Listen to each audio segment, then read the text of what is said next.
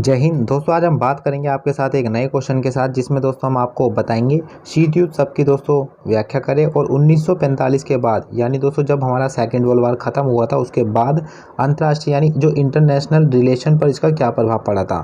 ठीक है ना। आराम से दोस्तों हम चर्चा करेंगे आपके साथ इसमें वन बाय वन।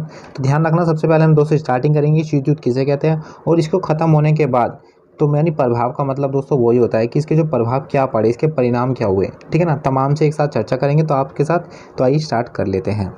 तो सबसे पहले दोस्तों बात कर लेते हैं कि शीत युद्ध की डेफिनेशन या शीत युद्ध कहते किसे हैं।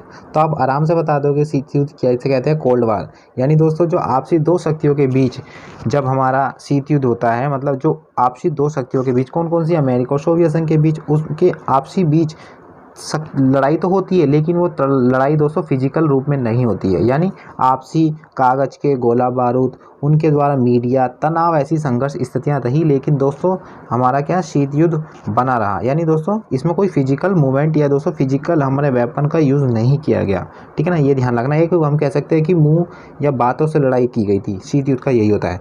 ठीक है, बात कर लेते हैं फिर भी एक बार। शीत युद्ध से अभिप्राय है कि द्वितीय विश्व युद्ध के बाद के काल में अमेरिका सोवियत संघ के बीच उत्पन्न तनाव की स्थिति को ही शीत युद्ध कहते हैं। जैसे मैंने आपको बताया तो आप अच्छे समझ भी गए होंगे। ठीक है ना, आपने 12th में भी अच्छे से पढ़ा होगा तो यहाँ पर भी काफ़ी अच्छे से दे रखा होगा। तो सभी 11th 12th में पाठ करें जो ह्यूमैनिटीज़ के हैं स्टूडेंट। ठीक है ना। आगे बात करते हैं दोस्तों द्वितीय विश्व युद्ध। आपको पता है द्वितीय विश्व युद्ध कब से कब तक हुआ था? तो 1939 से दोस्तों 1945 तक हुआ था। तो आपको पता भी है, और लास्ट में यही होता है। उसके बाद जो विश्व यानी जो तमाम जो देश है वो पूरा विश्व दोस्तों दो गुटों में बढ़ जाता है, दो महाशक्तियों में बढ़ जाता है। कौन कौन सा? सोवियत संघ और अमेरिका। और साथ ही साथ दोस्तों उसमें क्या, फिर हमारी शीत युद्ध यानी कोल्ड वार की स्थिति शुरू हो जाती है। युद्ध तो होता है लेकिन वो फिजिकल रूप में नहीं दोस्तों, कागज पत्रिकाओं के माध्यम से होता है युद्ध आपसी दो महाशक्तियों, कौन कौन सी? अमेरिका और सोवियत संघ। और इन महाशक्तियों के साथ तमाम जो विश्व के राज्य थे, आपको पता होगा पश्चिम के साथ अमेरिका राज्य थे और पूर्वी के साथ दोस्तों सोवियत रूस के साथ वो राज्य थे। ठीक है, ये भी ध्यान रखना। द्वितीय विश्व युद्ध के बाद विश्व दो महाशक्तियों अमेरिका और सोवियत संघ के वर्चस्व वाले समूहों में विभाजित हो गया, है ना। यानी दोस्तों जो द्वितीय विश्व युद्ध था उसमें जो तमाम देश, दो महाशक्तियां उभर कर निकली, अमेरिका और सोवियत संघ, उसमें जो भी अन्य देश थे, जर्मनी हो, जापान हो, यूगोस्लाविया हो, पोलैंड हो, सभी वो दोस्तों क्या इन दोनों शक्तियों में दोस्तों अलग अलग बट गए। मोस्टली दोस्तों जो पश्चिमी देश थे वो अमेरिका के साथ चले गए, और दोस्तों जो मोस्टली जो हमारे यानी जो पूर्वी इलाके, यानी जो पूर्वीय दोस्तों जो कह सकते हैं दुनिया थे, यानी पूर्वी जो ईस्ट में दोस्तों जो देश आते थे वो दोस्तों क्या सोवियत संघ के साथ शामिल हो गए। ये ध्यान आपको रखना है। शीत युद्ध शब्द का ध्यान रखना दोस्तों, सबका प्रयोग इसलिए किया जाता है, शीत युद्ध शब्द का जो प्रयोग है दोस्तों इसलिए किया जाता है क्योंकि दोनों महाशक्तियों यानी दोस्तों जो पक्षों के बीच प्रत्यक्ष रूप से बड़े पैमाने पर युद्ध नहीं हुआ। मतलब इनके बीच में युद्ध हुआ है लेकिन डायरेक्ट नहीं हुआ, युद्ध हुआ है लेकिन फिजिकल नहीं हुआ। यानी हम कह सकते हैं कागज पत्रिकाओं या दोस्तों आपसी मतभेद उनके कारण हुआ, है ना। ये ध्यान रखना। ठीक है, ये भी आपको पता होगा। अब बात कर लेते हैं दोस्तों आगे जो खास इंपॉर्टेंट क्वेश्चन है, तो आप अपने आंसर में नोट डाल के जरूर लिखना कि दोस्तों जो शीत युद्ध का जो शब्द है इसको पहली बार इस्तेमाल दोस्तों किया गया था, वो अंग्रेज था एक जॉर्ज, है ना, जॉर्ज ऑरवेल। क्या नाम दोस्तों? जॉर्ज ऑरवेल ने अपन 1945 में प्रकाशित अपने एक लेख में किया था। तो ध्यान रखना दोस्तों जो शीत युद्ध का शब्द का जो प्रयोग है सबसे पहले दोस्तों एक अंग्रेज था जॉर्ज ऑरवेल, उसने 1945 में अपने प्रकाशित हुआ था उसका लेख। तो उसमें दोस्तों इसने क्या अपना जो इस शीत युद्ध का शब्द का प्रयोग किया गया था। अब दोस्तों हम अपने जो क्वेश्चन के मेन कंटेंट पे आ जाते हैं दोस्तों, उसमें जो हम बात करेंगे आज जो इसके जो इम्पैक्ट है, यानी दोस्तों जो 1945 के बाद अंतर्राष्ट्रीय संबंधों पर इस पर क्या प्रभाव पड़ा। यानी जब से दोस्तों हमारा क्या शीत युद्ध चला और जब तक खत्म हो गया, यानी जब का हमारा डिक्लाइनेशन हो गया था किसका? सोवियत संघ का। तो उस समय दोस्तों जो शीत युद्ध यानी आफ्टर यानी दोस्तों सेकंड वर्ल्ड वार और दोस्तों जो declination of before declination of दोस्तों उसका सोवियत संघ, तो उस समय दोस्तों जो शीत युद्ध का प्रभाव था उसके क्या इम्पैक्ट हुए, वो सभी चीज़ हमें दोस्तों उसका प्रभाव या परिणाम में बताना है। ठीक है ना। तो एक एक दोस्तों हम आपके साथ चर्चा कर लेते हैं। तो सबसे पहले दोस्तों हम बात करेंगे कि जो इसके परिणाम हुए शीत युद्ध के दोस्तों जो परिणाम हुए, शीत युद्ध हुआ इससे सबसे पहले मतलब काफ़ी तमाम रीजन है। तो उसमें दोस्तों पहला रीजन आता है वो आता है दोस्तों इसके जो प्रभावों में कि विश्व का दो गुटों में बढ़ जाना। आपको पता होगा कि दोस्तों जो हमारा 1940 जो हमारा सेकेंड वर्ल्ड वार हुआ था 1939 से 1945 तक, इसमें तमाम देश आपस में लड़े थे। कोई ऐसी किन्हीं की महाशक्तियाँ थी, लेकिन दो ध्रुव राष्ट्र लड़ रहे थे। आपको पता होगा मित्र राष्ट्र और ध्रुव राष्ट्र, है ना। मित्र राष्ट्र में दोस्तों अमेरिका, ब्रिटेन, फ्रांस, सोवियत संघ, और ध्रुव राष्ट्र में दोस्तों जर्मनी, जापान, इटली थे, है ना। ये आपको पता है। लेकिन दोस्तों जब सेकेंड वर्ल्ड वार खत्म हो गया था 1945 में, तो विश्व पूरे दो गुटों में बढ़ जाता है, दो महाशक्तियाँ, यानी दो हम कहते हैं विचारधाराओं में बढ़ जाता है ना। एक हमारा जो एक होती है सांप्रदायिक, एक होती है पूंजीवाद, आपको पता भी होगा अच्छे से। तो पहला प्रभाव दोस्तों यही था कि विश्व का दो गुटों में बढ़ जाना, यानी विभाजित हो जाना, डिवाइडेड हो जाना। तो शीत युद्ध के परिणाम स्वरूप विश्व दो गुटों में दोस्तों विभाजित हो जाता है। एक गुट पूंजीवाद यानी जो अमेरिका वाला देशों का था, जिसका नेतृत्व यानी अमेरिका करता है था, और दूसरा गुट दोस्तों समाजवादियों का, जिसका नेतृत्व सोवियत संघ करता है। अब विश्व की समस्या को इसी गुटबंदी के आधार पर देखे जाने लगा। यानी दोस्तों अगर इसका मतलब ये कि अगर जो हमें पता कि जो समाजवादी देश थे वो किसके साथ थे दोस्तों, आपको पता है सोवियत साथ के। तो अगर उनको तकलीफ होती है, उनको कोई दिक्कत होती है, तो उस समय उनका जो उपचार या उनका जो डॉक्टर के रूप में दोस्तों जो कार्य करेगा, वो करेगा कौन, सोवियत संघ। उसमें तमाम जो देश आते हैं तो उनकी वो सहायता करेंगे सोवियत संघ। ऐसी तो उसके अपोजिट इसके सिमिलर पूंजीवाद देश जो थे इसके साथ, पश्चिमी देश जो अमेरिका के साथ, अगर इनको कोई तकलीफ होती है तो ऐसे में अमेरिका उनकी सहायता करेगा, है ना। तो मतलब उनकी समस्या को गुटबंदी के आधार पर यानी गुट के आधार पर देखा जाने लगा। यानी अब मेरी जो समस्या, अगर मैं सोवियत संघ के साथ हूँ तो मेरी अमेरिका मदद नहीं करेगा। तो ये समझ गए आप, ऐसे होता है, ठीक है ना, ये ध्यान रखना। इसी कारण अनेक अंतर्राष्ट्रीय समस्याएं उलझन पड़ गई, और काफ़ी इससे दोस्तों जो इंटरनेशनल जो प्रॉब्लम है काफ़ी हमें देखने को भी मिली, ठीक है। वन बाय वन बात भी करेंगे। शीत युद्ध की बदौलत अपनी यानी दो गुट, यानी जो हमारा जो गुट है विश्व राजनीति के माध्यम वर्ग की गुंजाइश को समाप्त कर दिया। यानी दोस्तों हमारे जो शीत युद्ध की बदौलत ही अपनी जो द्विगुटीय विश्व राजनीति के माध्यम वर्ग की गुंजाइश को समाप्त कर दिया, और इस भावनाओं को जन्म दिया कि हमारे साथ नहीं रहा तो शत्रु है। यानी दोस्तों इसका मतलब ये है कि जो हमारा जो शीत युद्ध ने मतलब इस तरह को मतलब इंगित कर दिया, हमें बता दिया राजनीतिक तो मतलब हो ही नहीं सकता कि इन दोनों के बीच ही मतलब राजनीति होती थी। कहीं भी कुछ भी करना, उपचार जाना है तो इन दोनों के आपस में गुट जो सम्मिलित देश है आपस में सलाह ले सकते हैं। ऐसे में दोस्तों जो अगर शामिल नहीं होगा इन देशों में, अगर शामिल हो जाता है तो वो देश दोस्तों क्या हो जाएगा, इनका शत्रु होगा, यानी हमारा शत्रु है। इसमें यही कहा गया है कि गुंजाइश समाप्त हो गई, और इस भावनाओं को जन्म दे दिया शीत युद्ध ने, जो हमारे साथ नहीं वे हमारा शत्रु है। तो आपको समझ में आ गया होगा, ठीक है। दूसरा प्रभाव हम बात कर लेते हैं दोस्तों। इसका जो प्रभाव हुआ था दूसरा था, वो था दोस्तों हमारा, है ना, दूसरा बात था हमारा दोस्तों आतंक और अविश्वास के दायरे में विस्तार। आतंक का मतलब दोस्तों हमारा टेररिज्म एक्टिविटीज़ बढ़ने लगी। अविश्वास यानी दोस्तों हम अब विश्वास नहीं करने लगते। पहले दोस्तों आपको पता होगा यानी हिरोशिमा पर उससे जो बम गिरा था, उससे पहले दोस्तों सोवियत संघ भी अमेरिका के साथ लड़ रहा था पूरा वर्ल्ड वार। लेकिन दोस्तों युद्ध होने के बाद जब मतलब जो बम गिर गया था, इसके पीछे काफ़ी मतलब लॉजिक है, मतलब लॉजिक नहीं, काफ़ी मतलब उन चीज़ों को तमाम हम देख सकते हैं। ओपन स्काई ट्रीटी भी इसके तहत ही हुई थी, यह ध्यान रखना, 1992 में declaration after declination of to Soviet USSR, ठीक है ना। तो ओपन स्काई ट्रीटी ये सारे एग्रीमेंट भी जब ही हुए थे। अब दोनों बाहर निकल गए वर्तमान समय में अगर देखोगे तो, ठीक है। तो आतंक और अविश्वास के दायरे में विस्तार हो गया, यानी अब दूसरों पर विश्वास ही नहीं करते थे। मतलब झूठ के दायरे में सबका विश्वास होगा कि हाँ अगर वो सही भी बोल रहा होगा तो उसको झूठ लग रहा होगा, है ना। तो ऐसे में शीत युद्ध ने राष्ट्रों को भयभीत किया, यानी उन्हें डरा दिया। अगले अन्य जो राष्ट्र थे, आतंक और अविश्वास का दायरा बढ़ने लगा कि कब हम पे आक्रमण हो जाए। कौन सा देश हमें भी नहीं पता कि अमेरिका का, सोवियत वाला है। अमेरिका और सोवियत संघ के मतभेदों के कारण अंतर्राष्ट्रीय संबंधों में गहरे तनाव, प्रतिस्पर्धा, अविश्वास की स्थिति आ गई। यानी दोस्तों इनके जो यूएसएसआर और दोस्तों जो अमेरिका के जो आपसी मतभेद है, इनके कारण दोस्तों इंटरनेशनल यानी संबंध रिलेशन में दोस्तों गहरे तनाव, यानी जो तनाव आ गया, मतलब स्ट्रेस को लेने लगे, प्रतिस्पर्धा यानी कॉम्पिटिशन हो गया तमाम। सबसे पहले प्रतिस्पर्धा किस में दोस्तों, कंपटीशन किस में हुआ, आपको पता होगा जो हमारे डिफेंस जो आर्म्स होते हैं वेपन्स उनमें। और अविश्वास की स्थिति में भी दोस्तों दायरा बढ़ गया, कोई विश्वास करने को राजी नहीं कि हम आपकी सहायता करेंगे, नहीं भाई तू हमें धोखा देते, पीछे चाकू मार दे। तो ऐसी तमाम मतलब चीज़ें वहाँ इनको देखी जा रही थी वर्ल्ड वार में, ये ध्यान रखना। और इसमें दोस्तों हम बात करेंगे तो विभिन्न राष्ट्रीय और जनमानस इस बात से भयभीत रहने लगी कि कब एक छोटी सी चिंगारी तीसरे युद्ध का कारण बन जाए। शीत युद्ध ने युद्ध के वातावरण को बनाए रखा। तो ध्यान रखना दोस्तों, काफ़ी लोग लोग डर भी रहे थे कि अगर वो सेकेंड वर्ल्ड वार की मान तो झेल चुके थे और साथ ही साथ जो जापान और हिरोशिमा पर जो हमारा एटॉमिक बम गिरा था, है ना, आणविक बम, एटॉमिक बम, तो वो काफ़ी कितना वो एक आज भी उसको देखते हैं तो काफ़ी उसका इम्पैक्ट अब भी दिखता है। वहाँ के जो हैंडीकैप आज भी जो जनरेशन है होती है। तो जो जनमानस यानी जनता काफ़ी डर रही थी कि इन दोनों के बीच में आपसी युद्ध ना हो और जो तीसरा वर्ल्ड वार है दोस्तों वो कभी ना हो। तो ऐसे में दोस्तों शीत युद्ध ने मतलब इन युद्ध को या तीसरे वर्ल्ड वार के युद्ध को दोस्तों उसको रोकने का प्रयास भी करा। तो हम इस चीज़ को देख सकते हैं ये प्रभाव। तीसरा बात करें तो दोस्तों आणविक युद्ध की संभावना का भय, यानी दोस्तों इसका प्रभाव क्या, शीत युद्ध जब हो रहा था तो इस समय दोस्तों जो एटॉमिक जो हम युद्ध होने की संभावना थी, क्योंकि हमें बताया था कि जो अमेरिका उसने जो एटॉमिक बम बना चुका था, क्योंकि जब भी तो 1945 9 अगस्त 6 अगस्त को दोस्तों आपको पता है हिरोशिमा और नागासाकी पर गिरे थे, ठीक है ना। तो सबको दोस्तों इस युद्ध की संभावना लगी कि अगर हो जाता तो पूरी दुनिया ही समाप्त होगी, और ये काफ़ी मतलब इस बात से हम भी सहमत है कि हाँ शीत युद्ध के जब ध्यान देना दोस्तों आणविक युद्ध की संभावना का भय, यानी भय बना रहा, डर बना रहा। तो शीत युद्ध के परिणाम आणविक अस्त्र शस्त्रों का निर्माण किया गया, यानी दोस्तों शीत युद्ध हुआ, इसके परिणाम दोस्तों क्या, तमाम देशों ने मतलब होड़ मच गई क्या दोस्तों, आणविक शस्त्र की, मैं इतने से ज़्यादा वो बनाऊंगा शस्त्र वेपन, है ना, तमाम सभी मतलब अपने जो देश है वो मतलब अपनी गरीबी, अशिक्षितता या स्वास्थ्य पर नहीं बल्कि डिफेंस पर सारा पैसा खर्च कर रहे थे। अभी देखेंगे भी दोस्तों काफ़ी उसका प्रभाव भी देखने को मिलता है आज के जो युग भी है उसमें, ठीक है ना। तो ध्यान रखना है ना, शीत युद्ध के परिणाम स्वरूप आणविक शस्त्र का निर्माण किया जाने लगा। सन 1945 में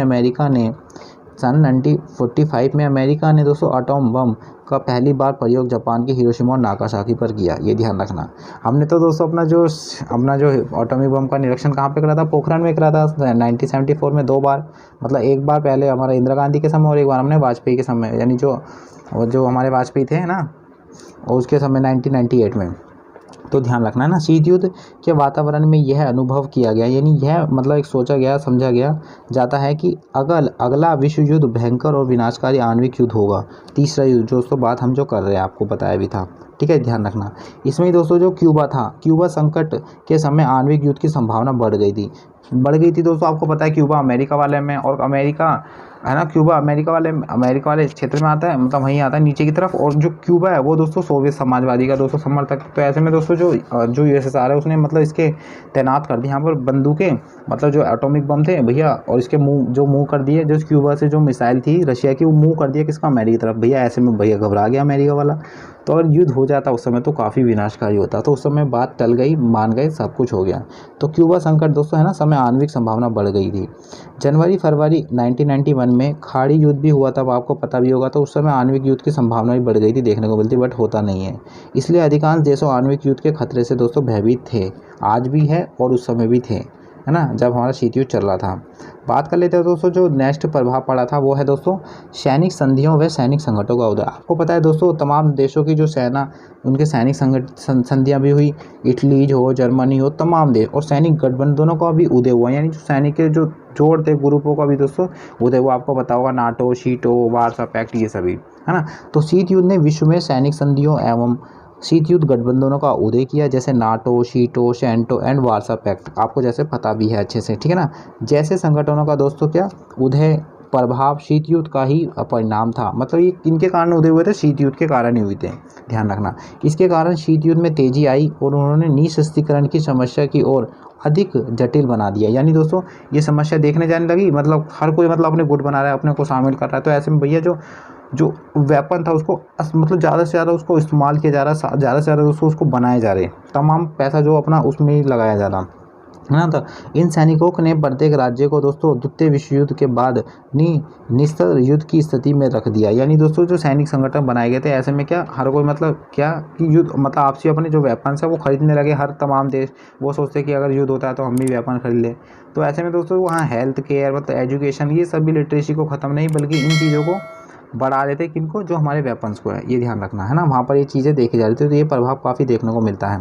अगला बात करें तो दोस्तों एशिया और अफ्रीका में नए राष्ट्रों का स्वतंत्र उदय भी हुआ था जब शीत युद्ध चल रहा था। तो ऐसे में दोस्तों काफ़ी देशों को दोस्तों इसमें जो है ना आज़ादी मिली थी, जो औपनिवेशीकरण हो गए थे ना, औपनिवेशीकरण से दोस्तों औपनिवेशीकरण हो गए थे। औपनिवेशीकरण का क्या होता है कि जब कोई देश किसी देश पर उसकी जो राजनीतिक और दोस्तों जो आर्थिक सत्ता को कब्जा लेता है तो वो देश उस देश का दोस्तों औपनिवेशीकरण हो जाता है। एग्जाम्पल आपको पता है कि जो ब्रिटेन है, औपनिवेशिक हम थे, यानी भारत था, है ना, लेकिन हम आज़ाद हो गए थे, ध्यान रखना।